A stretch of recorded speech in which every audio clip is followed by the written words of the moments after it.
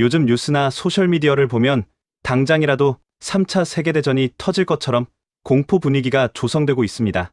호르무즈 해협이 봉쇄되고 유가가 폭등하며 전 세계 경제가 마비될 것이라는 경고가 쏟아지죠.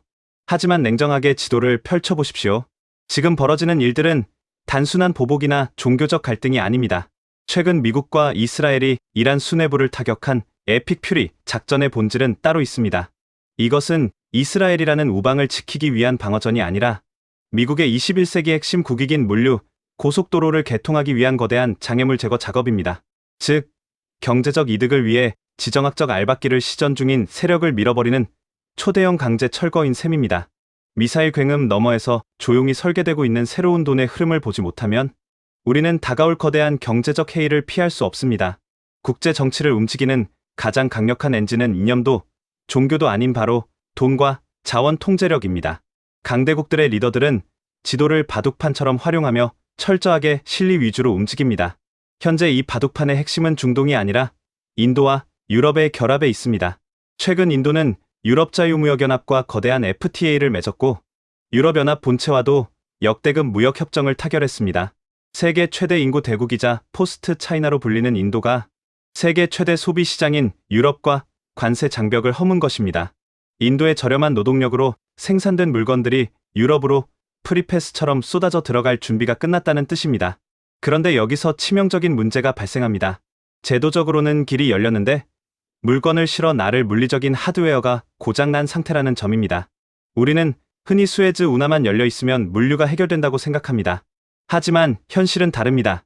지난 몇 년간 수에즈 운하는 상습적인 정체와 지정학적 위기에 노출되었습니다.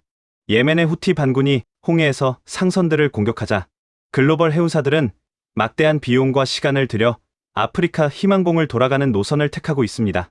이는 인도와 유럽의 경제 통합을 방해하는 결정적인 요소입니다. 인도가 중국을 대신하는 제조국이 되기 위해서는 안정적이고 빠른 루트가 필수적인데 현재의 해상로는 너무나 불안정합니다. 이 불확실성을 제거하기 위해 미국이 2023년 G20 정상회의에서 공식 제안한 것이 바로 IMEC 인도 중동 유럽 경제 회랑입니다.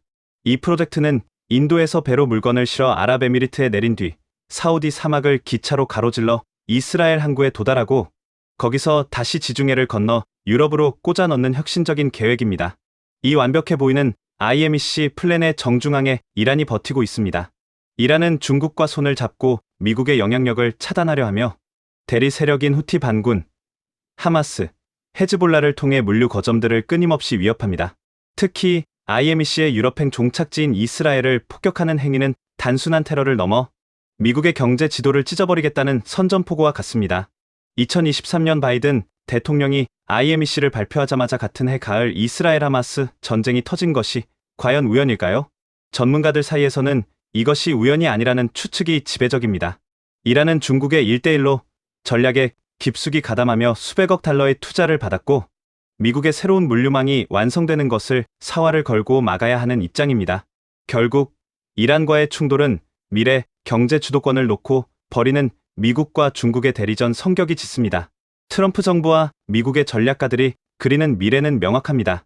중동에 직접 군대를 주둔시키며 피를 흘리는 시대를 끝내고 싶어 합니다. 대신 미국은 경제적 이해관계로 묶인 하청 관리자들을 세우려 합니다.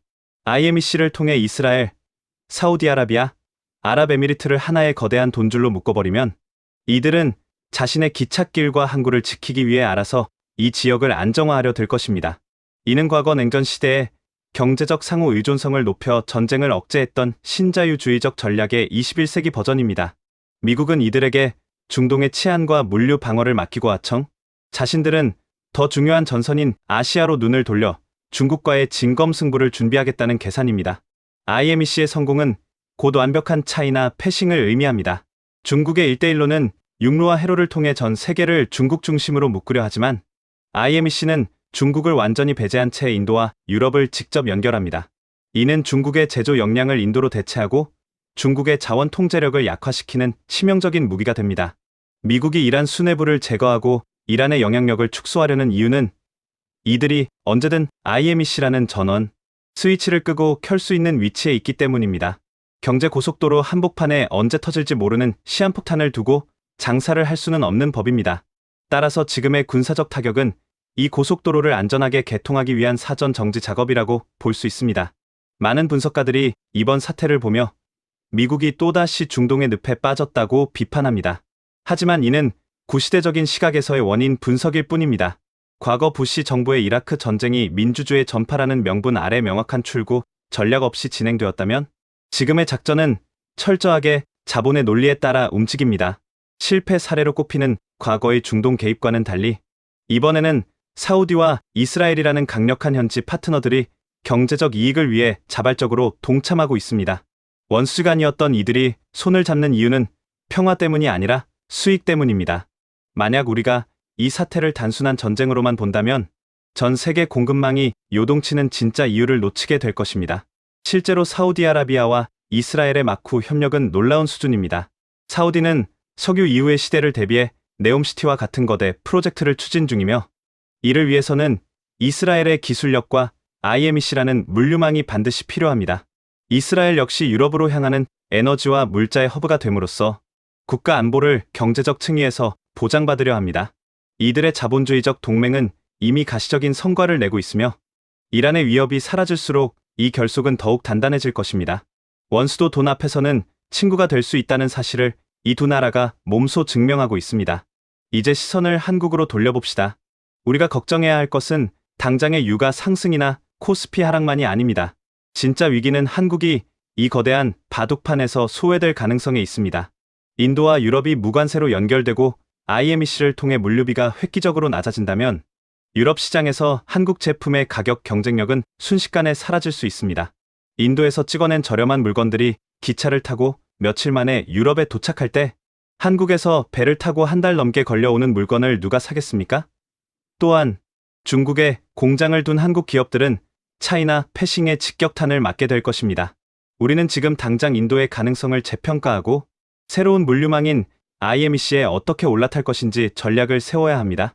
고래 싸움에 새우등 터지는 게 아니라 고래들이 자기들끼리 파티장으로 떠나버리고 새우는 빈 바다에 홀로 남겨지는 상황이 올 수도 있습니다. 세상은 지금 우리가 알던 상식과는 전혀 다른 방향으로 흐르고 있습니다.